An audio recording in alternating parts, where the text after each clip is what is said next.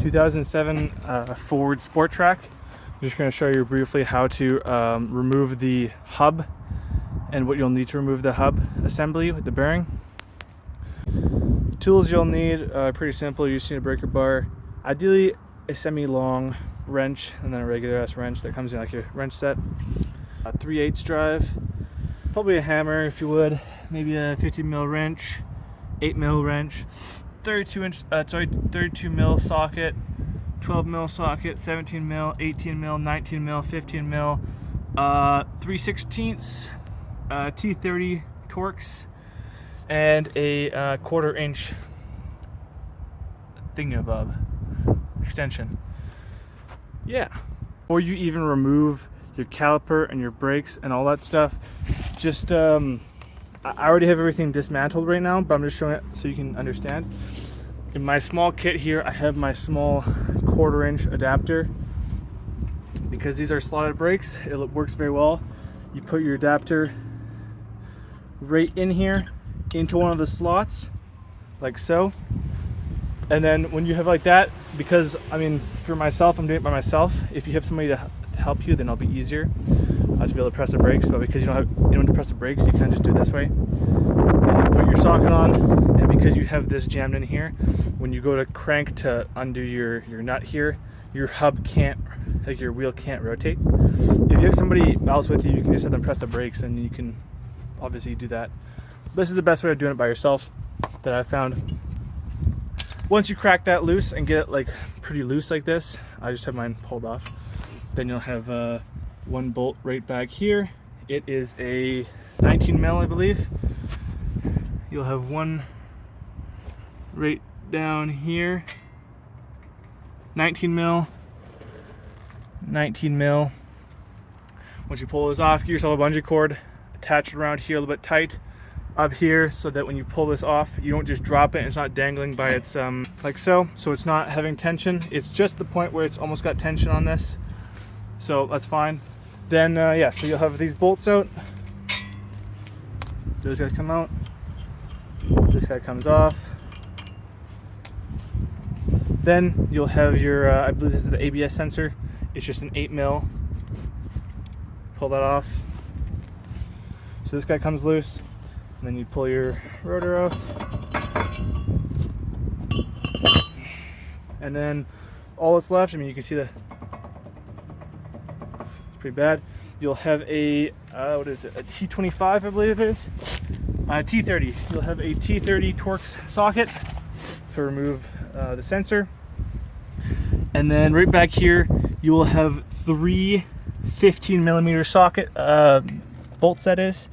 One right here, one right down there, and then one right here. Next up is going to be pulling off your upper control arm nut, and then your outer tie rod nut. This one's kind of seized on here, so I would suggest putting some WD-40 on both top, bottom, and these nuts in these bolts in the back here that are going to be holding the actual hub on. For this, I pulled this out already. This is the T30 I was talking about. Just pull it out. That guy comes right out. Put that right on over there, I guess. Back. That would go put there. You'll need a hammer to punch out both this one and the bottom one. Once you pull it off, the whole entire assembly, like the whole entire knuckle, once you pull this out, can tilt back.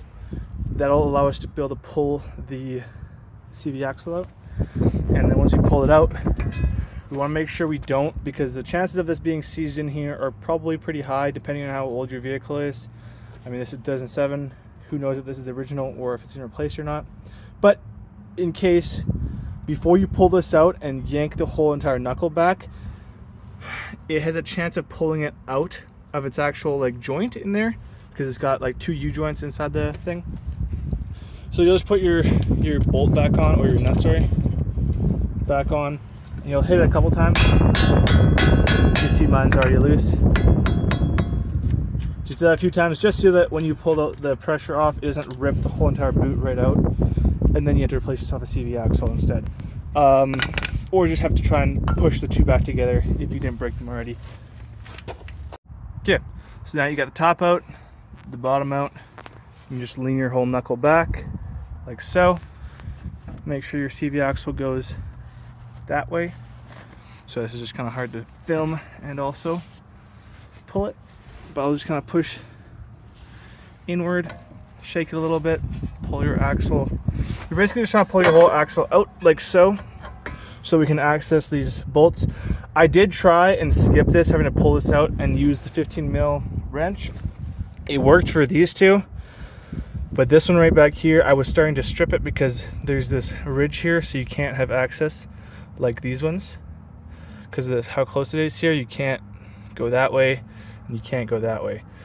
So maybe there's an easier way of doing this, but with my socket, I was not able to reach this, so this is just my alternative of doing it. It's really not that hard, but you know, do it if you want.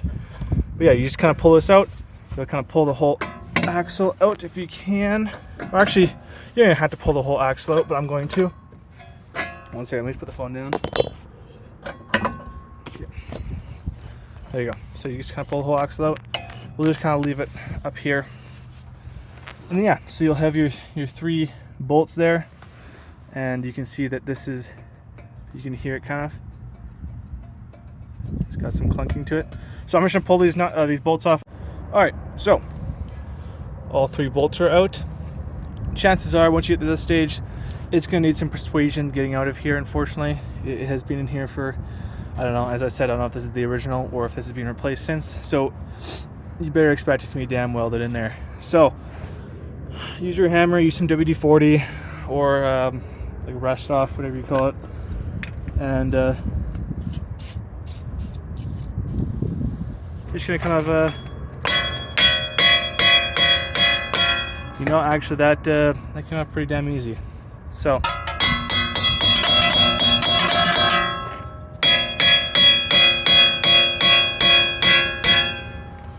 it's starting to come out pretty easy, actually. This is way easier than my last card.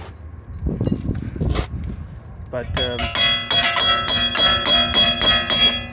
can also hit it in the back as well.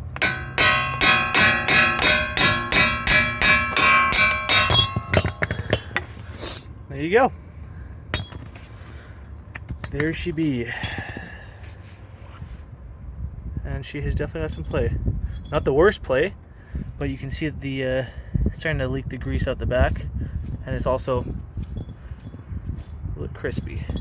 And also when you can when you've got the vehicle on the road, it pulls to the right, and you can hear some squealing. And also when you have the vehicle lifted up and just the tire on, you can wiggle the whole top and bottom back and forth quite a bit. So there's a lot of play in it.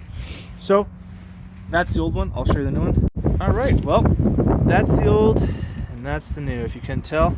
So it turns out the new one actually does come with the whole new ABS system, which is pretty sweet. Whole new cable, even a little mounting bracket, and everything pre-installed. So I think the only thing that you do need to make sure you keep, depends on the one you buy, actually. This is from Napa. I live in Canada, so this is from Napa. This is the part number for it. But yeah, so the only thing you actually need to keep if you get this one is just making sure that you keep this guy, just that little guy there. So yeah, make sure before you install this one, this is a suggestion for myself. You just take a little wire brush, your sandpaper, you sand out the whole thing, and then put some anti-seize in there, because obviously, I mean, this vehicle's got a lot of kilometers on it. It's got 300,000 kilometers. But even though this thing potentially is near the end of its life, you never know. If you do have to, some reason, have to pull this back out in a few years, if you have a vehicle by then, it's a hell of a lot easier if you put anti-seize in there, because in Canada, there's lots of salt on the roads and there's lots of moisture and stuff. So it's just an easier time for yourself. As well as inside of here, when you put your CV axle back in, you can see it's all rusted there. Put just a little bit. You don't have to put a lot, but just like a little wipe of the anti-seize, the copper anti-seize on there, and you'll be good to go. And yeah, so I'll show you the after results of me using a wire brush and cleaning this all out. Okay, so I just wire brushed it a little bit, nothing too crazy, and I'm just gonna take a little bit of this stuff, the anti-seize, just put a little bit in there. Just like so. just kind of around the whole thing. Not a whole lot, to be honest. This stuff works pretty well. Your sensor is on this side, like so. So just make sure you angle that up. Mine's a little bit dirty right now because I had it on the ground. But, yeah. Just like so. And it slides right back in once you clean out all the previous rust and stuff like that. But yeah, that's pretty much how simple it is. And then you pretty much just go in reverse after this. You put your bolts back in.